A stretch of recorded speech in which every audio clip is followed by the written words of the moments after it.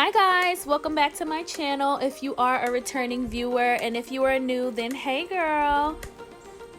Before I jump right into talking your heads off and bossing you around about what to do with your hair, I have to remind you to like, comment, and subscribe because I always forget to do that. So if you're not already subscribed, then please pause this video right now and subscribe to my channel. And after you watch the video, if it was at all helpful to you, then please give me a thumbs up. Today I am getting into a video of how exactly I apply my Cherry Lola, aka Maximum Hydration Conditioner. I do have an older video showing how I make it and showing my hair when I apply it. I will link it in the video. And here I am going to be applying it on my mother's hair. She's a 4C girl as well, and she's struggling. Okay? So what you're seeing here is when you neglect your hair, you have like a super old wash and go, and it's time to just get through there, and it's tangled, and you can't just jump right in and shampoo it because it gets further tangled. So this essentially is kind of like a pre-poo step. You know, I always encourage ladies and gentlemen, okay, and I always encourage people to tailor their hair treatments to their type of hair. It's very important that you understand that just because you see a treatment that someone does on YouTube that works for them, it may not turn out exactly that way on your hair, because each treatment really has to be tailored to where you are in your hair journey. If you're just bouncing back from heat damage, or if you just recently went natural, etc., etc., it's kind of hard to just expect to have the same results as the next person. So I say all that to say, in this video particularly, we use the Cherry Lola as a pre-poo method to just go ahead and try and get some hydration back in her hair before she actually went in and then washed it and then did her deep conditioning treatment. So that's what you will see me doing here.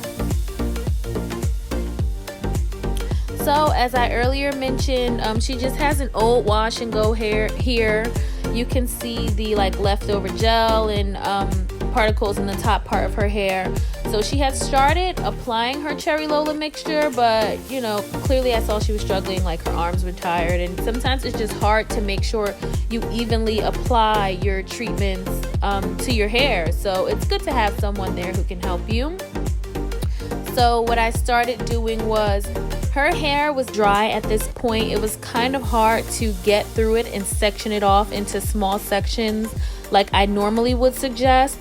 So I'm just going through the afro and taking small sections as gently as I possibly can, separating, you know, from root to tip where I can. But more importantly, if it's really tangled, then you want to go from tip to root.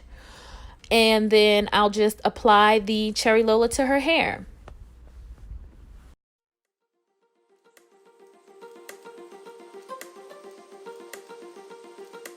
So what I'm doing here is just like gauging with my eye how much Cherry Lola mixture each portion of her hair needs, and then I try to just get it towards the middle of her hair and like work it to the ends, and then I'll go back in and add some more to the roots, because your mixture, as it gets warmer, sometimes it'll get kind of watery, and so you just want to make sure you get it on there without making a complete mess. Well, forget the mess. I mean, essentially the idea is you don't want to waste the mixture, girl, okay?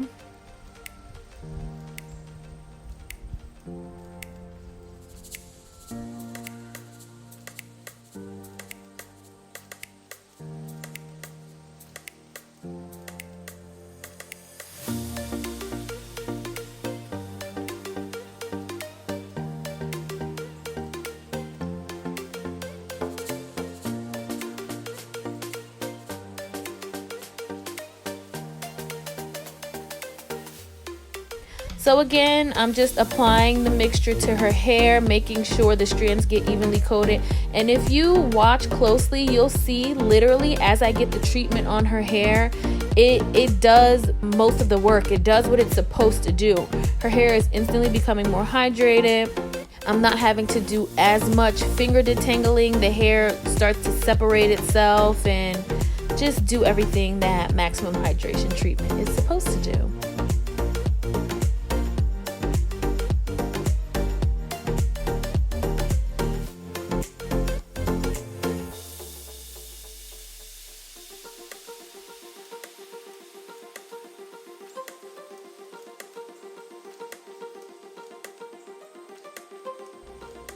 And the steps are extremely repetitive.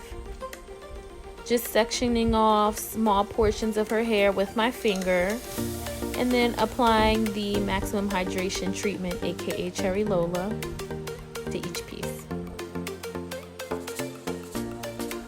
One tip that I can give when applying this treatment is to try and apply it to sections as small as possible.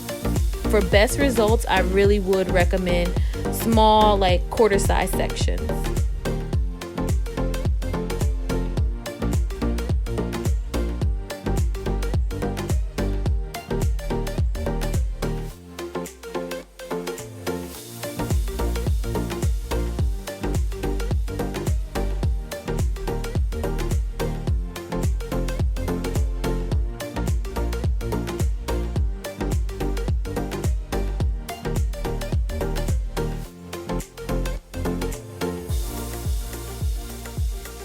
So once I have it on, I'm just messing around with it with my fingers, smoothing it through.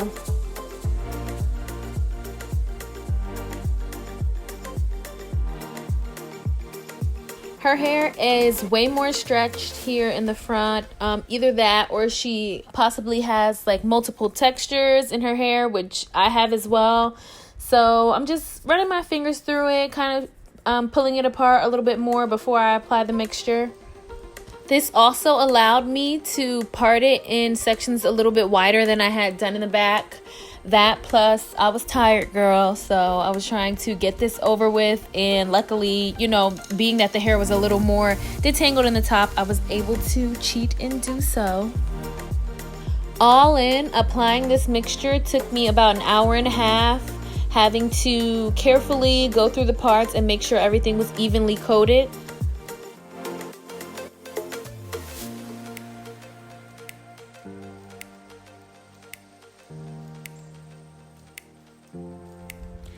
Here, I'm just applying what's left of the mixture on top of her hair so that nothing is wasted.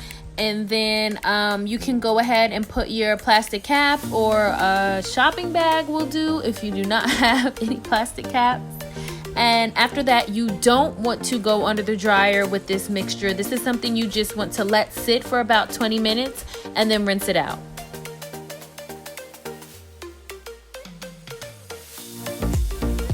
Also, you do not want to massage this into your scalp, just focus it on the strands. The active ingredient in this treatment is baking soda, and it can easily irritate your scalp.